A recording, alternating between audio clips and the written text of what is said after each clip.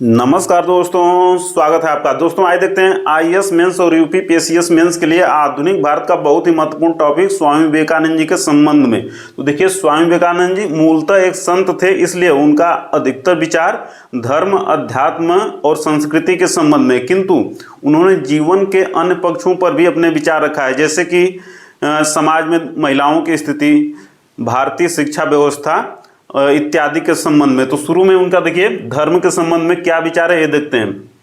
तो स्वामी विवेकानंद जी इंसान में ही ईश्वर का वास मानते हैं। स्वामी विवेकानंद जी कहते हैं कि इंसान में ही ईश्वर निवास करता है। आगे वो कहते हैं कि मेरा ईश्वर दुखी, पीड़ित एवं दरिद्र जन में है। आगे फिर वो कहते हैं कि भूखे इंसान को धर्म का उपदेश देना ईश्वर का अपमान है। भूखे इंसान को धर्म का उपदेश देना ईश्वर का अपमान है। कौन कहते हैं? स्वामी विवेकानंद जी। क्योंकि देखिए, भूखे इंसान को सबसे पहले भोजन की जरूरत है, उसके बाद अन्य चीजों की आवश्यकता है। भारतीय धर्म का मूलतः हिंदू धर्म की विशेषता रही है कि जब जब परिस्थितियां बदली है, हिंदू धर्म ने अपने को परिवर्तित कर लिया है। इसलिए 5000 सालों से यह हिंदू जीवन दर्शन चलता आ रहा है निरंतर। जैसे कि छठी शताब्दी ईसा पूर्व में बौद्ध और जैन धर्म के रूप में संशोधन हुआ, इसमें बदलती आवश्यकताओं के अनुसार। फिर देखिए मध्यकाल में, प्राचीन काल में संशोधन हुआ। मध्यकाल में देखिए 15वीं एवं 16वीं सदी में संशोधन हुआ, सुधार आंदोलन चले। फिर देखिए आधुनिक काल में 19वीं सदी में सामाजिक धार्मिक सुधार आंदोलन चले। इस तरह से देखिए सिंधु घाटी सभ्यता लगभग 3000 वर्षों पूर्व से 3000 ईसा पूर्व थी लगभग, और इस समय वर्तमान में 2021वीं सदी चल रही है। इस प्रकार देखिए 5000 सालों से हिंदू जीवन दर्शन चला आ रहा है, क्योंकि इसमें समय समय पर परिवर्तन होता रहा है। तो इसी संबंध में देखिए स्वामी विवेकानंद जी ने कहा है कि इंसान में ही ईश्वर का वास मानते हैं स्वामी विवेकानंद जी। वो कहते हैं कि मेरा ईश्वर दुखी, पीड़ित एवं दरिद्र जन में है। भूखे इंसान को धर्म का उपदेश देना ईश्वर का अपमान है। नेक्स्ट देखिए कि 1893 ईस्वी में शिकागो विश्व धर्म सम्मेलन में स्वामी विवेकानंद जी कहते हैं कि जिस प्रकार सभी नदियां अपने जल को सागर में मिला देती हैं, उसी प्रकार सभी धर्म ईश्वर की प्राप्ति की ओर ले जाते हैं। तीसरा पॉइंट देखिए कि धार्मिक सद्भाव में भी स्वामी विवेकानंद जी विश्वास करते हैं। वो कहते हैं कि हमारी मातृभूमि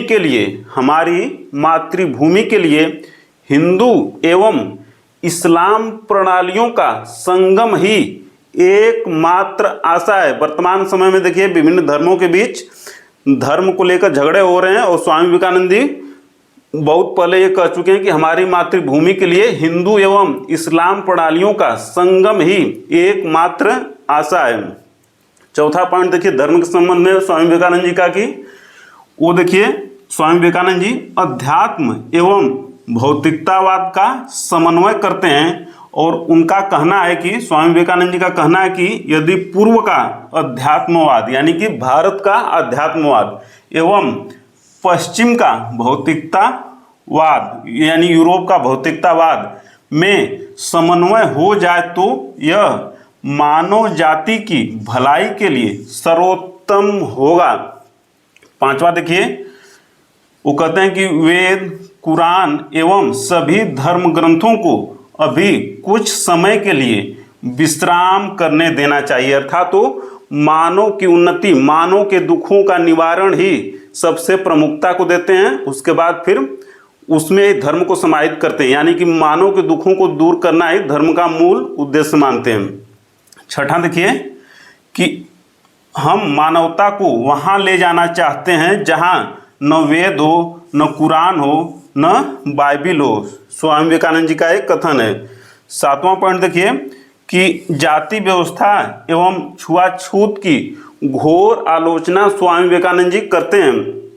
वो कहते हैं कि हमारा धर्म रसोई घर में है। हमारा धर्म रसोई घर में है। स्वामी विवेकानंद जी ने कहा कि हमारा धर्म रसोई घर में है, हमारा धर्म खाना बनाने के बर्तन में है।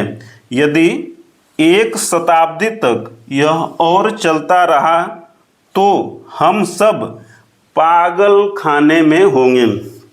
8वां देखिए, उन्होंने एक पुस्तक लिखी जिसका नाम था मैं समाजवादी हूँ। मैं समाजवादी हूँ, स्वामी विवेकानंद जी ने लिखा है पुस्तक। और इसमें कहते हैं कि जब तक देश में लाखों लोग भूखे एवं अज्ञानी हैं, मैं ऐसे प्रत्येक व्यक्ति को देशद्रोही समझूंगा जिन्होंने उनकी मेहनत से शिक्षा ग्रहण की किंतु उनके कल्याण के लिए कुछ भी प्रयास नहीं किया। आज भी देखिए समाज में लोग पढ़ते हैं, डॉक्टर बनते हैं, इंजीनियर बनते हैं, आईएएस बनते हैं, अन्य ऊंचे पदों पर जाते हैं, किंतु जिन समाज से आते हैं उनके समाज के लिए प्रायः कुछ नहीं करते। जबकि वो सब्सिडी के आईआईटी कॉलेज, एमबीबीएस कॉलेज या अन्य कॉलेजों में पढ़े होते हैं जिसमें गरीब जनता का भी इनडायरेक्ट टैक्स लगा रहता है पैसा।